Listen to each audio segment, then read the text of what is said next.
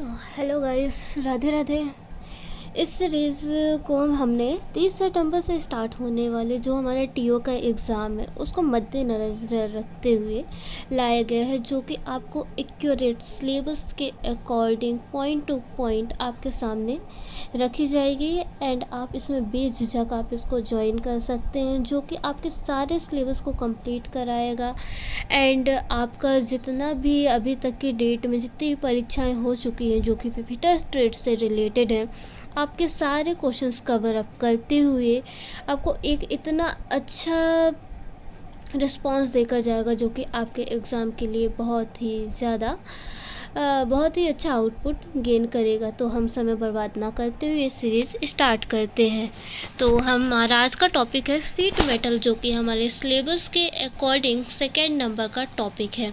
Okay, so now first MCQ start किया जाता है। ओके, पहला है बेंट स्नेप का प्रयोग किस लिए किया जाता है। तो बेंट स्नेप का प्रयोग किया जाता है वक्र रेखाओं के साथ पत्थर को काटने के लिए। सेकेंड है पतली मृदु धातु की चादरों को काटने के लिए प्रयोग की जाने वाली कतरनी को क्या कहते हैं। तो पतली मृदु धातु की चादरों को काटने के लिए हम हस्तचलित कतरनी अर्थात हैंड स्निप का यूज करते हैं। नेक्स्ट है हमारा सीट मेटल कार्य केवल मेटल सीटों में करता है जो रोल्ड होती है अर्थात रोल्ड होती है। नेक्स्ट धातु चादरी धातु कार्मिक की निहाई अर्थात एनविल को हम क्या कहते हैं। जो हमारी सीट मेटल की एनविल होती है उसको हम स्टेक कहते हैं अर्थात खूंटा कहते हैं। नेक्स्ट है सीट की मोटाई के शीघ्र मापन के लिए उपयुक्त यंत्र क्या होता है। तो सीट की मोटाई को मापने के लिए हम स्टैंडर्ड वायर गेज का यूज करते हैं। नेक्स्ट हमारा है न्यूमेरिकल, जो कि आप देख लीजिएगा या फिर मैं बता देती हूँ। क्वेश्चन है हमारा यदि मृदु इस्पात का घनत्व डेंसिटी है ना, जिसको हम रो से डिनोट करते हैं डेंसिटी को, वो है हमारा 7.8 ग्राम पर सीसी एंड उसकी चौड़ाई है 1000, मोटाई है 1 mm और तो हमको मृदु सीट का द्रव्यमान अर्थात हमें उसका मास निकालना है। ठीक है, तो m बराबर हम क्या लेते हैं, इसमें m बराबर हमारा होता है घनत्व इंटू वॉल्यूम। तो क्वेश्चन में आप देख सकते हैं डेंसिटी हमारी दी है 7.8 ग्राम पर सीसी, बट यहाँ पे हमें वॉल्यूम नहीं दिया है। तो वॉल्यूम हमें पता है, वॉल्यूम बराबर कितना होता है length into breadth into thickness होती है, जो कि हमारी क्वेश्चन पे हमें साफ साफ दी गई है। तो हम वॉल्यूम की जगह पुट करेंगे, सारी वैल्यू पुट करेंगे जैसे कि आप इसके फर्स्ट स्टेप में देख सकते हैं, है ना। v के बाद में जो l into B into T के जस्ट नेक्स्ट में उसकी वैल्यू पुट करके दी गई है। देन हम यहाँ पास रो लाए हैं, ठीक है, rho is equal to what m upon v। तो यहाँ पे हमें क्या निकालना है, मास निकालना है। तो हम मास को साइड पे ले जाएंगे एंड रो इंटू v कर देंगे। v की वैल्यू जितनी हमने निकाली है, v की वैल्यू हमारी निकल के आ रही है 7 रेज टू की पावर -6 आ रही है and rho is equal to what, तो रो इज इक्वल टू हमें क्वेश्चन पे ही दिया है 7.8। हम दोनों की वैल्यू को पुट करेंगे एंड हमारा आंसर निकल कर कितना आएगा, हमारा आंसर निकल कर आएगा 7.8 किलोग्राम। ओके, सॉरी वहाँ पे था हमारा क्या कहते हैं volume is equal to 10 raise to की पावर 6 आया है ना। So now +6 and -6 cancel out हो जाएंगे, बस हमारा बचेगा 7.8 एंड मास हम किस पे लेते हैं, किलोग्राम पे लेते हैं।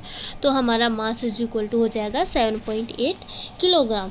नेक्स्ट क्वेश्चन है हमारा वक्राकार सतहों को काटने के लिए किस प्रकार का स्निप उपयुक्त होता है। तो वक्राकार सतहों को काटने के लिए हम यूज़ करते हैं बेंट स्निप का, है ना, जो कि ये हमारे एक बेस्ट टाइप है किसका, स्निप का। स्निप के यदि हम टाइप्स की बात करें तो हमारे पास 2 टाइप के स्निप होते हैं, एक स्ट्रेट स्निप होता है और एक होता है हमारा बेंट स्निप। और बेंट स्निप का आप बहुत सारे क्वेश्चन देखेंगे, अभी आप आगे भी देखेंगे एंड साथ ही साथ आपने यदि प्रीवियस ईयर के एमपी के टीओ के क्वेश्चंस देखे हों तो उस पर भी इस टाइप का एक क्वेश्चन पूछा गया था, है ना, जो रिलेवेंस होता है। इसलिए ये सीरीज़ आपके लिए बेनिफिट देकर ही जाएगी, आप ये मत समझिएगा कि आपका समय बर्बाद हो रहा है। तो नेक्स्ट क्वेश्चन पे आते हैं हम। नेक्स्ट है हमारा कतरनी, जिसको हम शीयर कहते हैं, उसका उपयोग किसको काटने के लिए किया जाता है। तो जो हमारा शीयर होता है उसको हम मोटी सीट को काटने के लिए हम यूज़ करते हैं। नेक्स्ट है स्निप्स हैंड टूल का प्रयोग किया जाता है। तो स्निप्स हैंड टूल का यूज़ किया जाता है cut sheet metal and other tough webs, है ना, मतलब कि कठोर वेब और शीट मेटल को काटने के लिए हम स्निप हैंड टूल का उपयोग करते हैं। हालांकि मैं थोड़ा अपनी स्पीड बढ़ाऊंगी, नहीं तो हमारा समय बहुत ज़्यादा हो जाएगा, प्लस मैं नहीं चाहती कि समय बर्बाद हो, है ना, तो इसलिए हमें कम टाइम पे मैक्सिमम आउटपुट गेन करना है। सॉरी। नेक्स्ट है हमारा स्निप को खालिस्तान के नाम से भी जाना जाता है, तो हम स्निप को श्रेयर अर्थात कर्तक के नाम से भी जानते हैं। नेक्स्ट, स्निप हाथ में प्रयोग किए जाने वाला उपकरण है, इसका उपयोग किया जाता है, तो स्निप हाथ में प्रयोग किए जाने वाला उपकरण है जिसका प्रयोग हम करते हैं धातु चादरों और कठोर जालों को काटने के लिए। नेक्स्ट है, निम्नलिखित में से कौन सा एल्युमिनियम शीट को उपयोग करने का एक सामान्य कारण है, तो एल्युमिनियम शीट का उपयोग हम इसलिए करते हैं क्योंकि वो एक हल्की धातु होती है ना, तो हल्की होने के कारण हम एल्युमिनियम शीट का यूज़ करते हैं। नेक्स्ट, एक बेंट स्निप का उपयोग किया जाता है, तो अभी हम पहले ही पढ़ के आए हैं, पिछले अभी कुछ थोड़ी देर पहले पढ़ के आए हैं, एक वक्र रेखा के साथ एक चादर को काटने के लिए हम बेंट स्निप का यूज़ करते हैं। एल्युमिनियम की शीट की रिवेटिंग के लिए रिवेट का बना होता है, तो एल्युमिनियम की शीट के लिए जो रिवेट होता है वो एल्युमिनियम का ही बना होगा, है ना, जायज़ की बात है। नेक्स्ट, गैल्वेनाइज्ड आयरन शीट को खालिस्तान भी कहते हैं। गैल्वेनाइज्ड आयरन, है ना, जिसको हम GI से डिनोट करते हैं, तो हम उसको GI शीट ही कहेंगे। बस आपको यहाँ पे थोड़ा सा अपना माइंड लगाना है और आपके 2 नंबर पक्के, है ना। नेक्स्ट, सीम का एक सबसे सामान्य प्रकार है, तो सबसे सामान्य प्रकार की बात करें तो लेप सीम होती है। नेक्स्ट है, ब्लैंकन ऑपरेशन में क्लियरेंस प्रदान किया जाता है, तो ब्लैंकन ऑपरेशन में हम पंच पर क्लियरेंस क्या कहते हैं देते हैं, ठीक है, प्रोवाइड करते हैं। नेक्स्ट है, पेंटिंग से पहले चादरों के कोर्स जंग को हटाने के लिए प्रयुक्त ब्रश किसका होता है, तो यदि हमें जंग हटाना तो जायज़ की बात है हम किसी हार्ड चीज़ का यूज़ करेंगे, ऐसे ही थोड़ा सॉफ्ट वाली चीज़ों का तो यूज़ नहीं करेंगे, इसलिए हम पेंटिंग से पहले चादरों से कोर्स जंग को हटाने के लिए वायर ब्रश का उपयोग करते हैं। अगला है हमारा, नोच के कोने पर एक छोटा सा होल किया जाता है, इसे क्या कहते हैं, तो जो नोच होता है उसके कोने पे जो हम छोटा सा होल करते हैं उसे हम क्रैक स्टॉप होल कहते हैं। नेक्स्ट है, रेजिन का गलनांक होता है, रेजिन का गलनांक 80 to 100 डिग्री सेल्सियस होता है। यदि आपको ये याद नहीं हो रहा है तो यहाँ कहीं भी आपको 100 डिग्री सेल्सियस नहीं दिख रहा, और हमें पता होता है कि 100 डिग्री सेल्सियस पे हमारा कहते हैं वाटर बॉयल होता है, तो आप उससे इसे लिंक कर सकते हैं। तो रेजिन का गलनांक 80 to 100 डिग्री सेल्सियस, है ना। नेक्स्ट, फ्लक्स निम्न में से किस रूप में नहीं होता, फ्लक्स किस में नहीं होगा, जायज़ की बात है, गैस में नहीं होगा, वो हम फ्लक्स का यूज़ पाउडर, लिक्विड, तेल, ये सब फॉर्म में हम क्या कहते हैं, लेई फॉर्म में हम उसका यूज़ कर सकते हैं, पर गैस फॉर्म में फ्लक्स कहाँ से होगा, ठीक है। नेक्स्ट है हमारा, जिंक क्लोराइड फ्लक्स का प्रयोग करते हैं, तो हमारा जो जिंक क्लोराइड फ्लक्स होता है उसका प्रयोग हम पीतल, तांबा व टिन शीट के लिए हम जिंक क्लोराइड फ्लक्स का उपयोग करते हैं।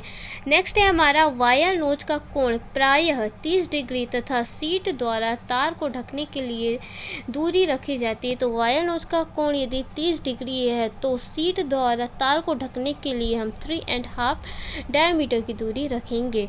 नेक्स्ट है, किस धातु की बनी चादर मुलायम एवं भारी होती है, इनका प्रयोग उच्च संक्षारक अम्लों की टैंक बनाने के लिए करते हैं, तो जो हमारी सीसा शीट की होती है वो हमारी क्या कहते हैं मुलायम और भारी होती है, इसका प्रयोग हम उच्च संक्षारक अम्लों की टैंक बनाने के लिए करते हैं, ताकि इसमें मिलेबिलिटी एवं सॉफ्टनेस का गुण होता है ना।